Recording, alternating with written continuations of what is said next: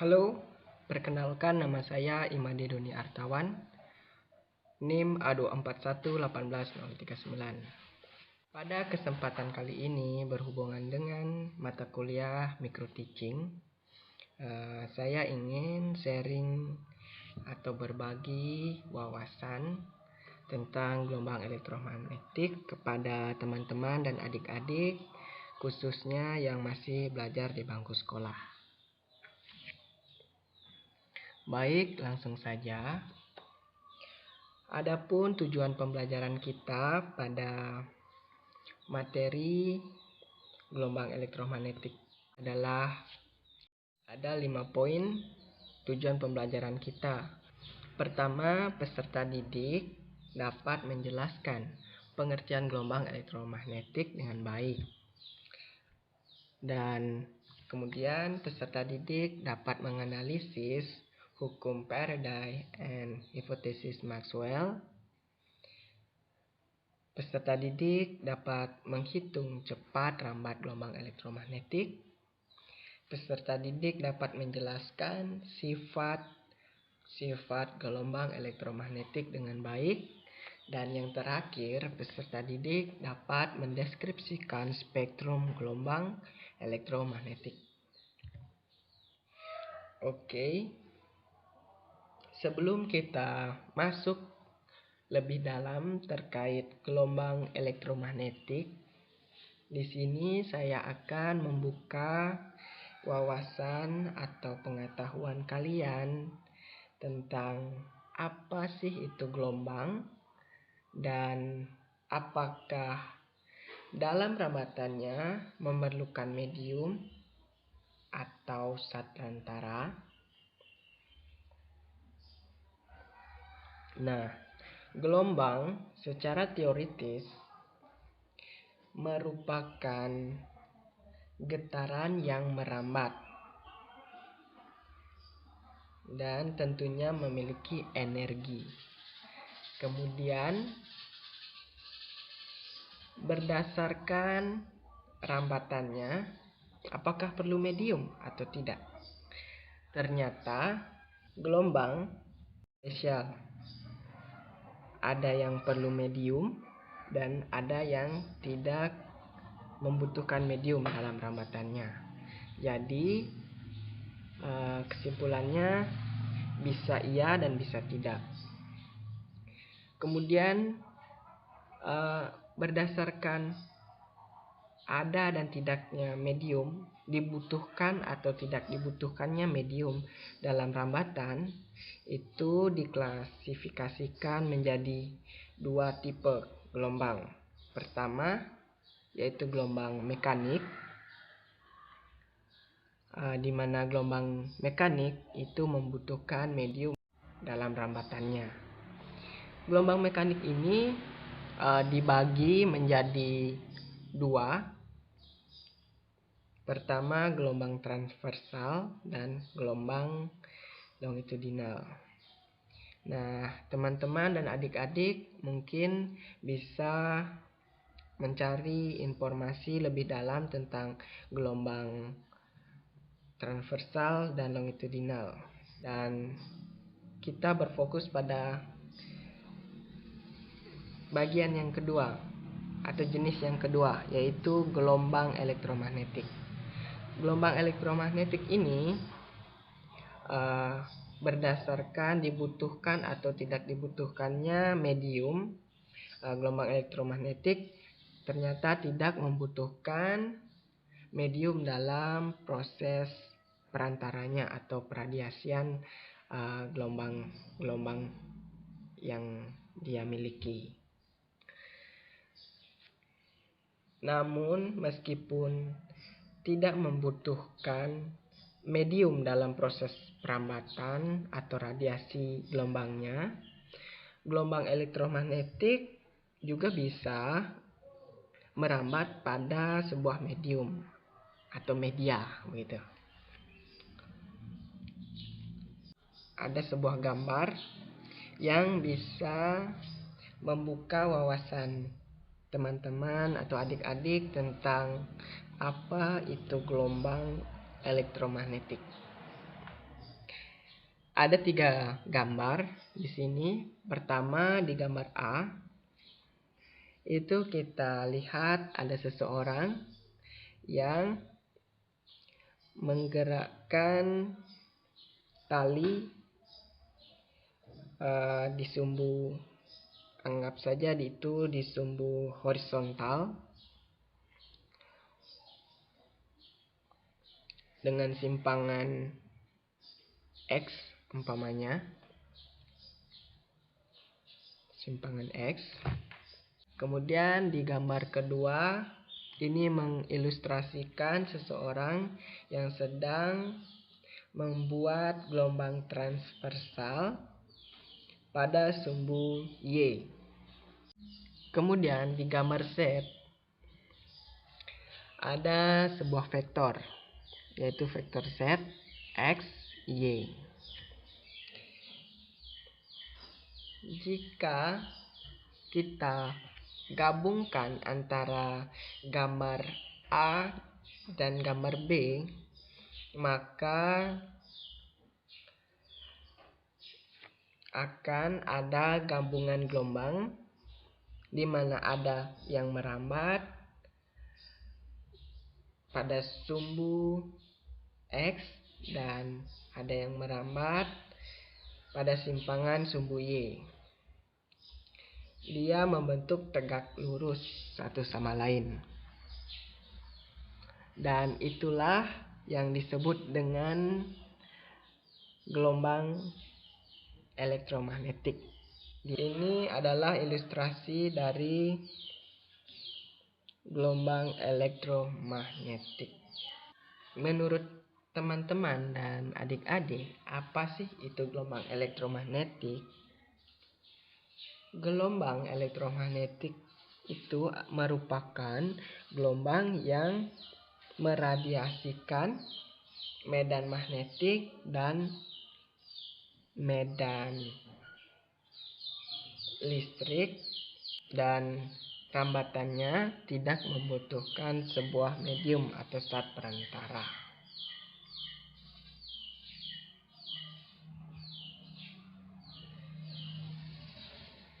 Ini merupakan salah satu contoh gambaran tentang sketsa dari gelombang elektromagnetik.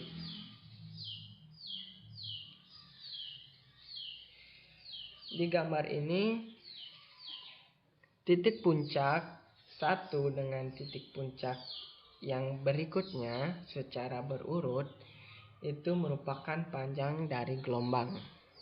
Kemudian yang warna merah ini merupakan vektor electric field atau medan, dan vektor medan listrik. Kemudian yang biru ini merupakan magnetic field vector atau vektor dari medan magnetiknya. Electromagnetic wave atau gelombang elektromagnetik ini digambarkan seperti gelombang transversal, gabungan dari gelombang yang merambat pada simpangan sumbu X dan simpangan di sumbu Y, dan mereka saling tegak lurus. Nah, jika kita ilustrasikan seperti tali, ini gelombang transversal 1 dan yang biru adalah gelombang transversal kedua yang saling berhubungan, membentuk satu sama lain.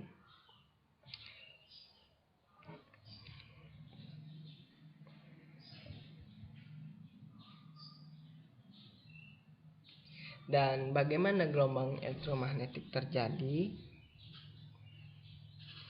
Gelombang elektromagnetik dapat terjadi sesuai dengan hipotesis yang dijelaskan oleh Faraday dan Maxwell.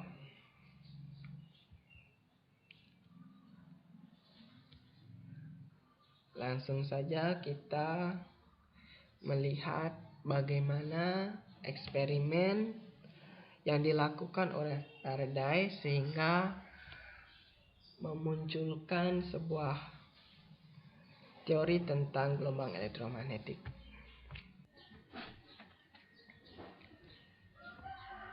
Baik, sekarang saya akan menunjukkan bagaimana eksperimen Faraday membuktikan bahwa perubahan medan magnetik dapat menyebabkan terjadinya atau timbulnya medan listrik. Eksperimen virtual yang sudah saya buat videonya, dan beginilah ilustrasi bagaimana perubahan medan magnetik dapat menyebabkan timbulnya medan listrik. Nah, ketika perubahan medan magnetik semakin cepat, menunjukkan kuatnya arus semakin besar. Dalam indikator medan listriknya bertambah besar. Perubahan medan listriknya bertambah besar. Kemudian di grafik terlihat bagaimana perubahan medan magnet tersebut. Semakin cepat perubahan medan menunjukkan perubahan medan listrik semakin besar. Dari eksperimen yang dilakukan oleh Faraday membuktikan bahwa apabila terjadi perubahan magnetik pada suatu sistem, maka akan timbul yang disebut dengan medan listrik. Demikian eksperimen Faraday yang menjelaskan bahwa perubahan medan magnetik dapat menghasilkan medan listrik.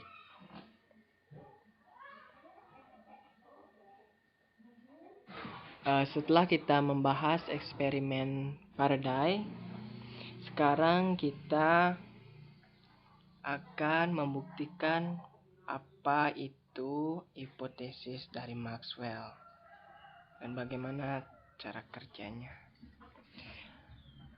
Dalam hipotesis Maxwell menyatakan bahwa perubahan medan listrik dapat menyebabkan terjadinya perubahan medan magnetik.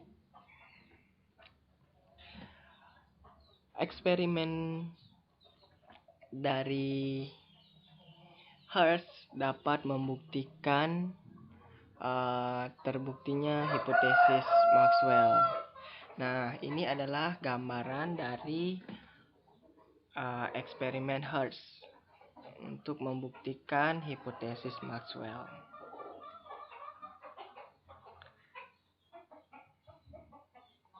Kemudian perhitungan cepat lambat gelombang ditentukan dengan persamaan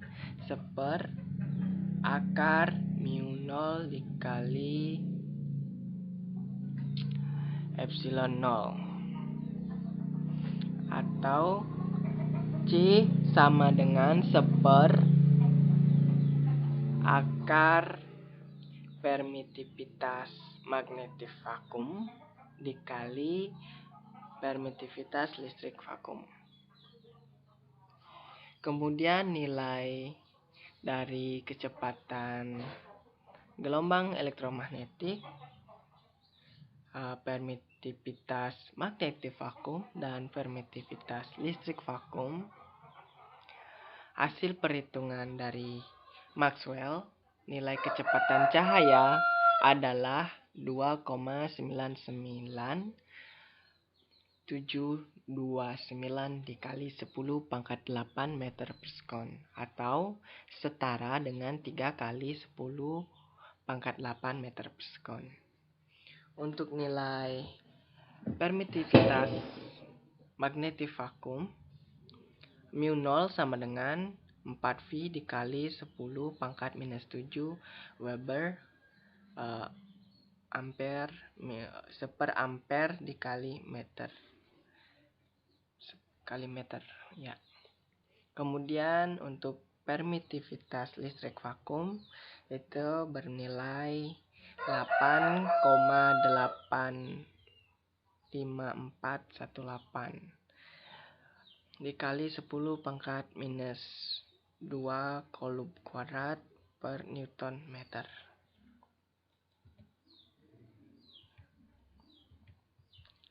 Kemudian adapun sifat-sifat gelombang elektromagnetik.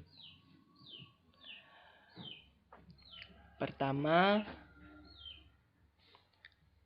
gelombang elektromagnetik dapat terjadi apabila adanya perubahan medan listrik dan medan magnetik yang terjadi secara bersamaan hingga membentuk suatu gelombang yang meradiasi. Kemudian, arah medan listrik dan medan magnetik saling tegak lurus terhadap arah rambat gelombang. Untuk menghitung besarnya medan magnetik ataupun medan listrik, ternyata memiliki persamaan atau hubungan persamaan di mana medan listrik itu sama dengan kecepatan dari gelombang elektromagnetik dikali dengan besarnya medan magnetik, atau E sama dengan C dikali B. Kemudian besarnya nilai kecepatan dari medan gelombang elektromagnetik itu bernilai 3 dikali 10 pangkat 8 meter per sekon. Kemudian tidak dipengaruhi oleh medan listrik dan medan magnetik karena tidak bermuatan listrik. Dan yang keenam, energi dan frekuensi. Ya. Ini adalah spektrum gelombang elektromagnetik. Setiap gelombang elektromagnetik ini dikelompokkan berdasarkan frekuensi dan panjang gelombangnya. Nah, spektrum gelombang elektromagnetik itu dibagi menjadi 7. Pertama, gelombang radio, kemudian gelombang mikro, kemudian sinar inframerah, kemudian cahaya tampak, kemudian sinar UV, sinar X, dan sinar gamma.